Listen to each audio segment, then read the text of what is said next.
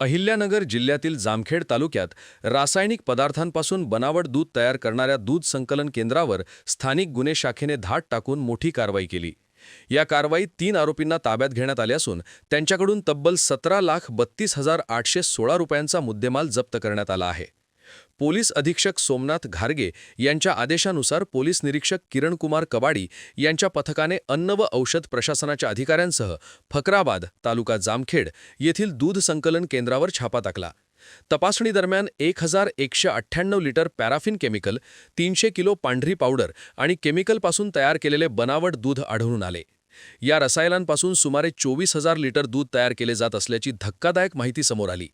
तसेच या प्रकरणात वापरली जाणारी 2 पिकअप वाहनेही जप्त करण्यात आली।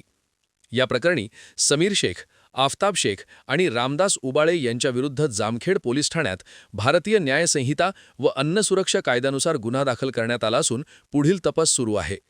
ही बातमी पाहणाऱ्या प्रत्येक नागरिकांना न्यूज अलर्टच्या वतीने आवाहन करण्यात येते की आपल्या कुटुंबाच्या आरोग्यासाठी दूध व दुग्धजन्य पदार्थ नेहमी विश्वासार्ह आणि अधिकृत स्रोतांकडूनच खरेदी करा।